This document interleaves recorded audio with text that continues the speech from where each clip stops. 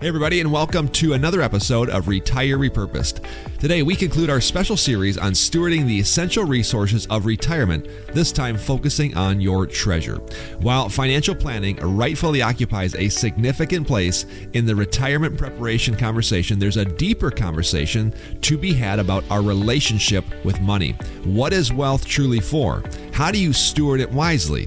Taatjes presents 10 key questions designed to reveal your current money mindset and help you align your resources with your purpose.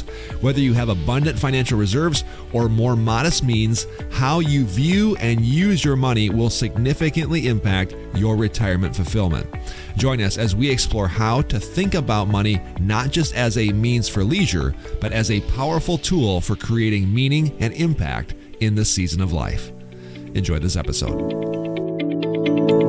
Well, hey, everybody, and welcome back to another episode of Retire Repurposed. I'm your co-host, Jared Sebesta. Another great show on tap for you today. This is going to round out the mini-series that we've been working on the last couple of weeks, breaking down in detail time, talent, treasure. We've talked about your time. We've talked about your talent.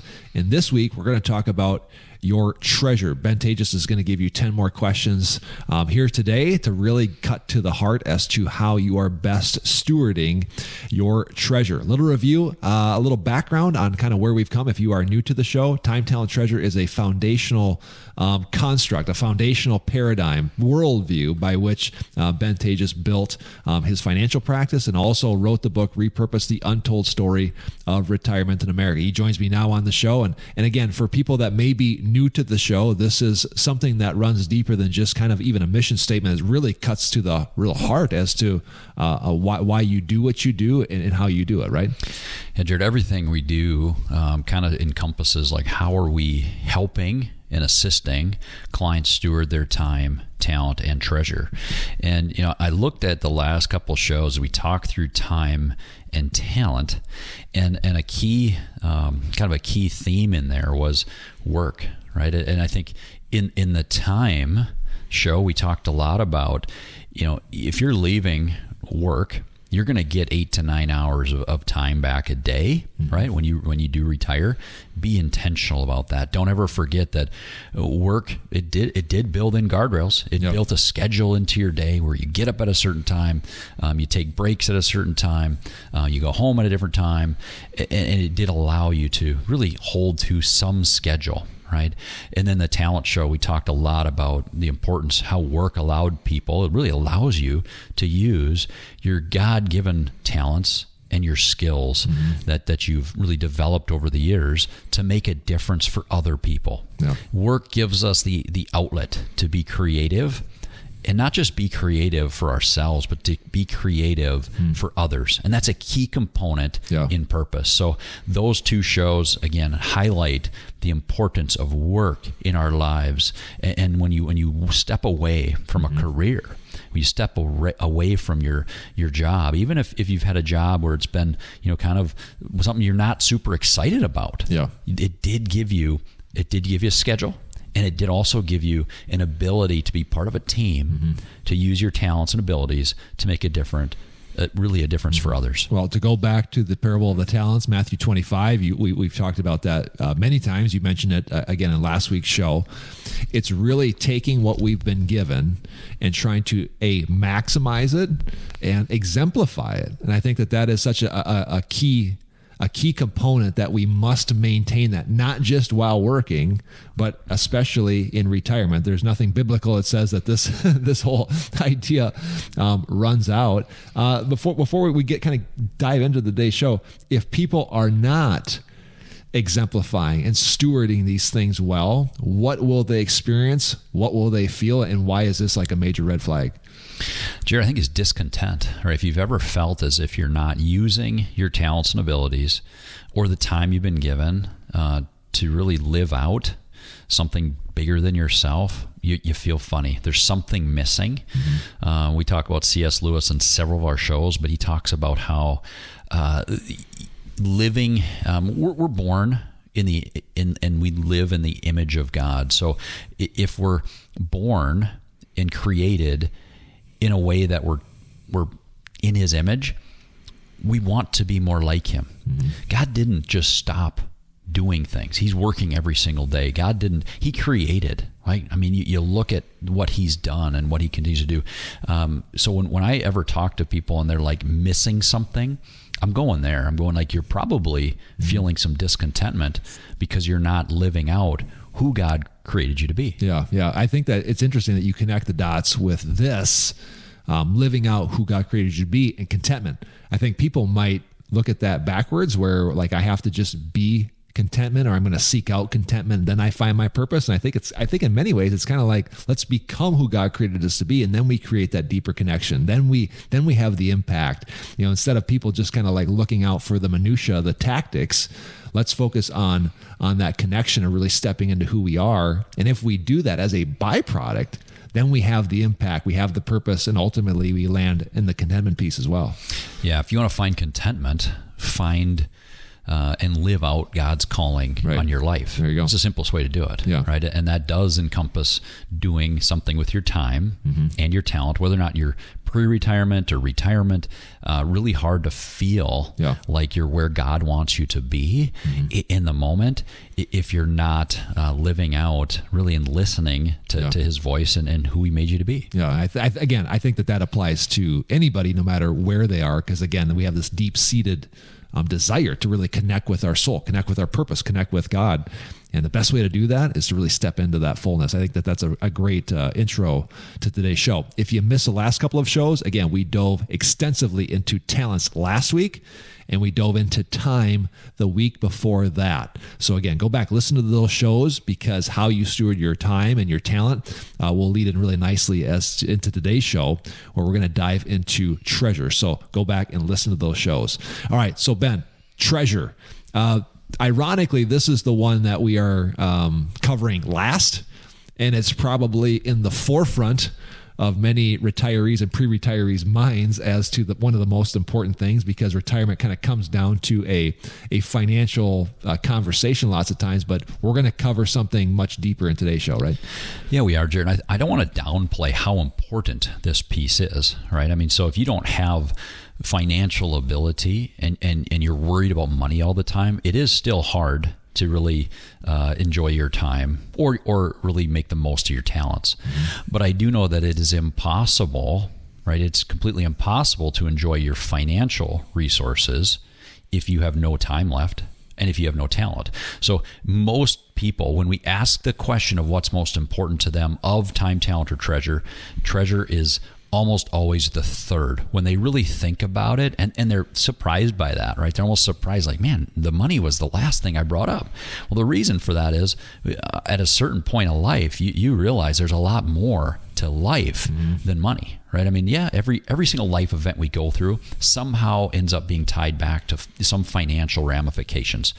That's why we talk about it. That's really why we have a business that manages wealth and that helps people steward the financial resources as well as their talent and as well as their time. Yeah. But it is not typically the very first and most important thing that people talk about when they're talking about retirement. At least not if they're being honest with themselves. If they're just listening to what you're seeing in culture today, and if you're looking at, if you Google retirement things I should know, it's going to be all financial, right? And I think that's a big miss in our industry, is that there's not enough of the other stuff. That's not downplaying it. That's just saying we need to address the other two prior to and in conjunction with the financial side. Well, they should all complement each other. So like let's have the solid financial plan that gives us the platform to utilize our time, to utilize our talent. So again, it's not really a matter of importance, it's a matter of connection between all of the three. I think that's a really good point to start with. Let's dive into some of these questions. What's number one? Yeah, so the first one is timely, because almost every time that if you're an investor, you'll see the markets go up and down. And we just asked the question specifically, during the last market drop, specifically, how often did you look at or think about your account values? And the reason I do that, if I have somebody that's consistently opening up their, whether it's an app on their phone or they're watching, the financial news every single night, it tells me just a little bit about who they think owns this. Like, do they have control, not control issues, but to some extent, are they looking at their money as if, really it's probably more than what it is, as a tool for them to live their life, right? So we know, I've been in this business for over 20 years, that the markets go up and down, and the people that are most successful over time are able to look at that volatility, which always comes, and say, I'm okay with that because I have a specific goal for that account. And they're not looking at it every single day. Yeah, I guess as you're talking, I think of a different word, and I brought this up a show or two ago. I can't remember exactly which one it was, but it's the word attachment. What you are suggesting, and another way to look at this or explain it, is you need to detach from it. Ownership, so to speak. There's nothing wrong with having money. There's nothing wrong with growing nest egg and growing your wealth, so to speak. But it's when we have this heart tie of attachment, that's really where the problem comes into play. And again, this is a great question, because if the market goes down and we have all this anxiety and fear and lack and scarcity flares up, that's actually a red flag that there might be some attachment there. It is, Jared. I've had meetings where people come in and I said, how are you today? And they'll say, well, I'm terrible. The markets were down X percent or whatever. I'm like, no, I ask how you're doing, not how your money's doing. Yeah. And sometimes people, it's the same answer. And I think, again, that's that attachment, like you said, where we're one and the same. Our mood ebbs and flows with the market. And if that's the case, sometimes, especially in today's market, you're bipolar. Things are good, things are bad, up and down. But again, if you're too attached to it, your emotions are driven by what's going on out there, that's a red flag that we need to look at, a deeper heart issue. Well, again, I go back to the scripture that says the love of money is the root of all evil. It doesn't say that money is the root of all evil. It says the love of. What is that? That's an attachment to it. So as soon as we start getting attached, like, I need to have this, I need this. And that can say, you can apply that to about anything. Like, as soon as you need something, now all of a sudden you're in this kind of, I don't want to say toxic relationship, but it's not a freeing relationship. And that's not how that relationship with money was created to be. Not at all. And Jared, when I hear that, people are so, even if it's not from an attachment thing and they're just simply worried about it, it often comes back to, okay, you haven't developed a sound financial plan that shows you that built into that plan is the element of volatility. That is part of what you're doing. So again, that's usually that first question. Let's get at how often this person's looking at it and how attached they are to it, and if they have specific goals for those assets. Nice. What's question number 2? So question 2 is, would you be okay if you took the least possible amount of risk, yet you accomplished your goals, even if it meant you missed potential growth in your portfolio?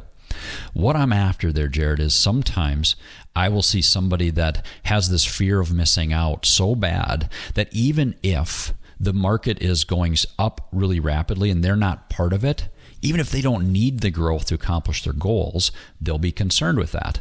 Same story if the market's going down and they're in that, it'll dramatically affect how they feel about themselves. So what I want to know is, if you're getting your goals accomplished and each of your assets has a specific driven goal, what I'm getting at, Jared, is that in that situation, right, we need to understand somebody's risk tolerance, yes, but it's a life tolerance. Is this impacting my daily bread and how I'm going about my day directly? And most of the time, people will say, no, I'm okay if I miss out on some of that market growth, as long as I have the income that I need. Is that an attachment issue, or how would you describe that? No, I think it's just a non-plan issue. It's like, people don't understand. You get the question all the time is, do I have enough to retire? And they shoot this number out there. Well, I don't know. It, again, ties back to your specific situation and the income that you need, and we're going to get into that in a bit. But that's very, very important. So if we have a sound plan and we have goals and we're accomplishing those goals, then that in turn should kind of disintegrate some of the attachment people might have, right? Exactly. That's a great point. What's the next one? So Thurman, tell me about a regret that you have with your finances or investments. Many times people have these old things that they did way back when, and they made a bad decision, and it continues continues to haunt them in how they look at their finances today. It plays a role. So instead of learning from that, they continue to just be bothered by something that they did. Happens all the time, where I'll hear a story of somebody who had this one stock that they once held and they got rid of it for some reason and now it's worth X number of dollars. You need to move past that, right? Learn from it and then move on. So again, tell me about a regret that you had with your finances or investments, and that really drives at, again, some of the attachment if they can't let go, but also have they learned and are they able to move on from that? Yeah. Great point. What's the next one? Okay, we're going to move into kind of some wealth versus income talk, and we're going to do that through asking the question, in the last month, what was something enjoyable that your income allowed you to do? Now, notice I talk about income there specifically. I use that word. And the reason for that is because income and wealth are very different things. They're two sides of the money coin, if you will. Wealth is it's the amount on a statement. It's the value that you look at it, whether it be a property statement that you have, whether it be a financial stock or bond or mutual fund statement. It's going to show you this. That's more wealth. That's what's on a piece of paper. Income is the usable side of money. And when I get people thinking along that line, and they think specifically, what was something, a activity or an experience that income allowed me to do, it gets them thinking along those lines. Mm-hmm. Yeah, this is like your love language, your wealth and income, right? It is. I've been talking about this for 15 years now or more, and it is so important in the treasure side of this thing when you can begin to differentiate. And that's the next question. Do you value wealth or income more, and why? And people say, well, what's the difference? Well, let's talk about the difference between a statement that shows you a certain dollar amount and actually regular recurring income, which allows you to experience life. It allows you to give money to your children or to your heirs. That is income, the useful side of money. Yeah. Wealth actually many times causes more stress and anxiety because people are busy watching that asset, right? There's an asset out there. It's kind of this wealth-based thing. Nothing wrong with trying to create wealth and pass that wealth next generation. But that's not the part of money that is useful to you to experience. I want to sit on this point for a second because I know that this resonates with so many people, and you've seen this. I've seen this. People retire. Their income now goes away. Now they're hyper-focused on their wealth. And even though they have more money than they've ever had, their anxiety goes up, their contentment goes down, their fear, scarcity, and lack is showing through. And ultimately, their quality of life is actually going down when the point of it was to have it go up. Let's sit on this for a second. What is going on in like the spiritual, mental game there? And there's lots to unpack there, Jared. Yeah. So we've had shows in the past where you and I talked about the money disorder, where it's like, no, you have plenty. You have so much, but yet you're still worried, or you can't see through the trees and see that, yes, you're okay. Yeah. Many times that's the question they're really asking is, am I going to be okay? Deep down. I think there is sometimes we'll see an attachment to a certain dollar amount, right? People finally get there, whether we see it that, hey, we finally got that million or 5 million or 10 or whatever that number is for them, they see it go backwards.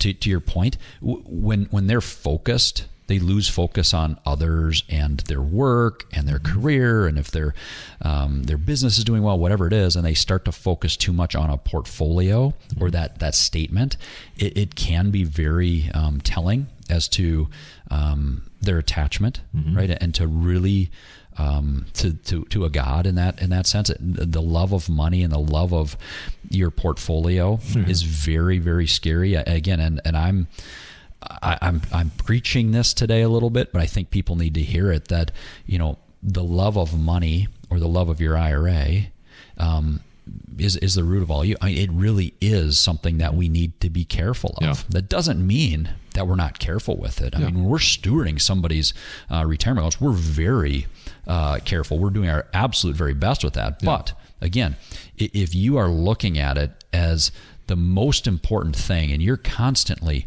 looking at the financial news and your statement, and you're overly concerned about it, I think that is a red flag.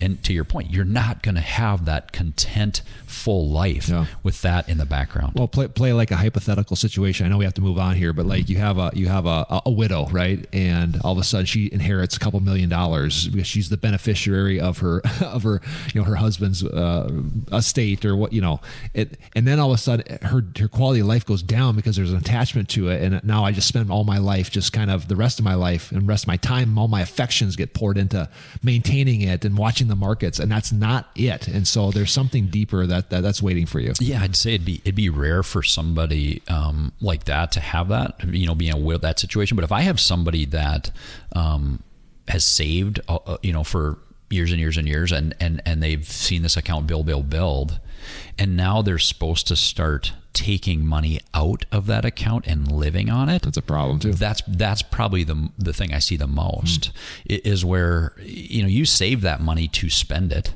That's why you put the money away in the first place. If you actually look at why you put money into that retirement account, it was so that you could spend it in retirement. Right. But now all of a sudden you're having a hard time actually pulling the trigger and getting that money out. That's why I advocate so highly for a regular recurring monthly amount that looks more like a paycheck than anything else coming out of somebody's account. Don't call your person, your financial guy, and say, I need a little bit extra money. I need money again this month. I need money. So it should be regular, recurring, and consistent in order that you can feel like almost a pension, so that, yes, I know it's there, and I know it's safe, and I know that I have what I need. Yeah, that's great. Let's go through these last couple of questions. Yeah, next one is, if you actually increased your cash flow, how would that extra income be spent? Love that one, because sometimes people are like, I do have everything I need. Ben, you make a good point. If I didn't get $10,000 but I got $15,000 a month, it wouldn't change my life at all. That helps them realize that they are disconnected from the attachment of that money. The next one is, if something happened to you today, who would your family look to first to help? Again, that's why we advocate so highly in being a place where people can see a full overall plan of everything they have, so that you don't get caught in that place where people are looking around trying to figure out who to turn to. The last couple really tie into transfer of treasure, really, more than anything. And I think that's probably the most important thing of stewardship, is preparing who is going to steward your wealth next. Right? It's something that most people forget about is, yes, I've built this out. I'm probably the best steward because I created the wealth, and God, we work together on this. But if you just send that on to the next generation without any kind of preparedness for them, I've heard it said so many times, never transfer wealth without wisdom, right? You have to first transfer wisdom, then wealth. The question 8, how could your children be negatively impacted by receiving your wealth now or in the future? It's so important to look at each kid individually and say, what's best for them? Is there a dollar amount that is too much? And I've asked that question, is there too much you can give to your kids? And get people thinking, again, as a couple, as a family, what would be best? Yeah, because so many people are like, I just want to leave the most amount possible, but that's not necessarily the smartest thing to do either. That's never the answer, Jared. In fact, so many times we'll develop plans where it's a die with zero, Bill Perkins type mentality is like, put some money away for them, for your kids, for just in case, but then enjoy spending your money and giving your money and experiencing it, because you know that there is something there for them later on. Yeah, we got 2 left. Yeah, the last 2 really tie into charity. Second last one, how big of a role do you see charitable causes being in your wealth transfer plan, and have you talked about it with your spouse? Love that one. What great dinner date you could have with your significant other to sit down and say, okay, here's what we have, right? Here's a total we're stewarding. Here's what we need in income, and what are we going to do with what's left over? I think that's a wonderful 3-step process that people need to go through. And then the last one is, when's the last time you actually reviewed these documents, these key end-of-life estate documents, to make sure that if your wishes have changed, that your documents have changed along the way? When you look at this all together, Jared, when you look at all those questions, they're not meant to be a financial plan, but they're helped to give you the building blocks of what's most important in order for you to best steward the treasure that you've been entrusted with. Securities offered through Avantax Investment Services. Member FINRA SIPC. Investment advisory services offered through Avantax Advisory Services. Insurance services offered through an Avantax affiliated insurance agency.